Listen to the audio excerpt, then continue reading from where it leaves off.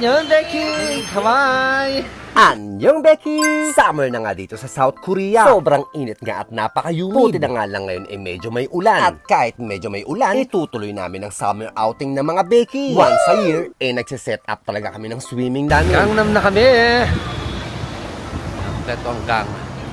Papunta nga kami ng Caribbean Bay this time. At kung manggagaling ka ng Seoul, dito ka bababa sa Gangnam, sa Sinyonhon Station, at sasakay ng 500 na bus. Diretso na yun sa Everland at sa Caribbean Bay. At pwede rin mag-subway. Double-decker pa nga tong bus na nasakyan namin. Swertihan lang dahil hindi ganito lagi ang bus. 45 minutes lang ang travel time, at 3,000 Korean won lang ang pamasahe. Na Becky, umuulan!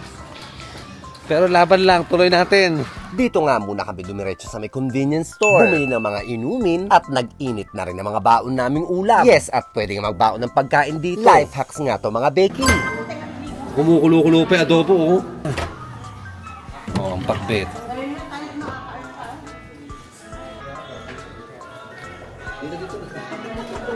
Perfect! Mission accomplished na nga ang mga Becky. Yan na, papasok na ang mga Becky. Madadaanan nyo nga muna yung Everland.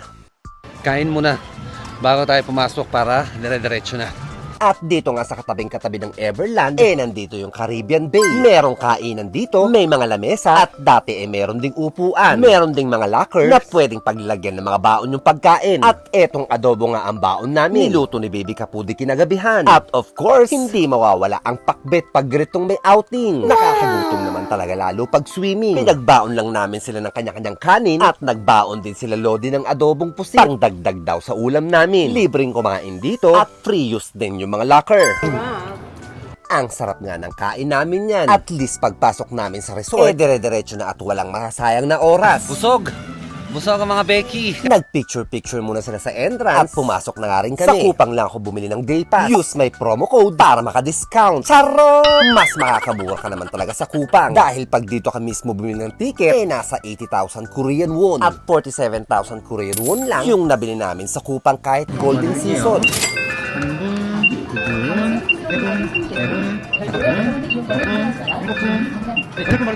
Pagkabayad nga ng order mo, ilang minutes lang i-send sa'yo yung QR code. At yun ang i-scan para makapasok. Perfect! Pasukan na. Buti nga at tumigil ang ulan. Nakapagpalit na rin kami damit sa may dressing room. May mga locker at may bayad. Ready! Outfit change! Hindi kasali ang life jacket sa ticket. Depende sa promo ng ticket, minsan kasali na. Kaya naman dito kami dumiretso sa rentahan ng life jacket. 8,000 Korean won or 327 sa Philippine pesos. Pwede rin naman hindi mag-rent, pero may mga pool na required na mayroong life jacket. Katulad na lang ng wave pool. Hindi ka pwede pumasok dito pag wala kang suot na life jacket. For your own safety rin naman. At eto na nga yung inuna namin. Wala nang shower or banlaw. Diretso na nga agad. At ganun din naman at mababasa ka rin naman.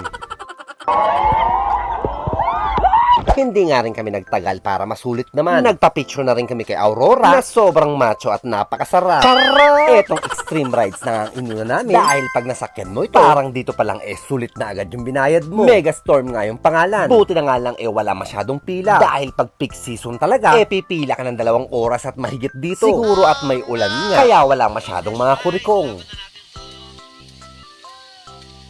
Eto na nga yung pang 8 times namin ni Baby Kapudi dito at first time ng mga ibang kasama namin. At dahil 8 nga kami, hindi kami kasya sa isang salbabida. Kaya naman nahiwalay sila B2. Napatasal pa nga si Baby Kapudi nyo. 6 lang ang kasya at nasa kasunod na salbabida lang naman sila B2. Ayun nga at sobrang takot na takot sila.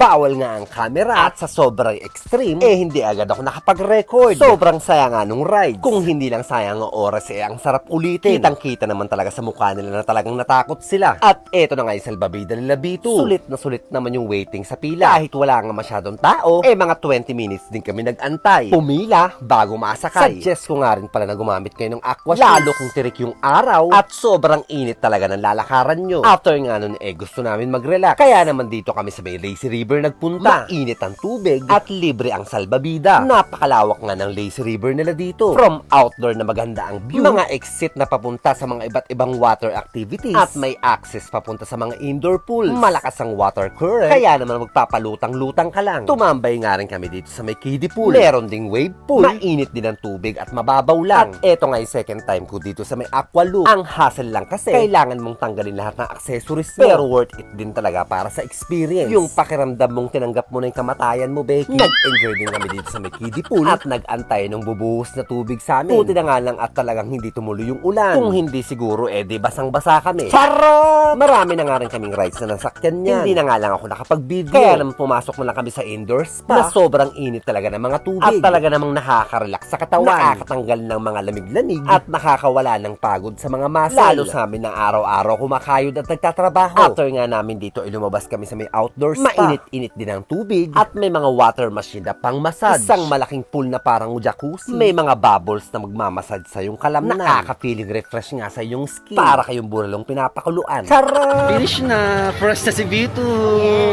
Oh, 4:50. At pupunta na kami ng Everland. Ayun nga, at tapos na kami mag-swimming. Busog na busog naman ang mga mata ng mga Becky. Dahil may unli buffet sausage sa may dressing room. Charot! Papunta na nga kami na to ng Everland. Pasok ko tayo ng Everland. Libre na nga ang entrance pag nag-avail ka ng ticket ng Caribbean Bay. Basta after 5 p.m. Ipapakita at ipapa-scan mo lang din yung QR code na ginamit mo pagpasok mo ng Caribbean Bay. At parang mas nasulit pa nga namin dito sa Everland. Kita-kit sa part to mga Becky. Anyo! Love, love!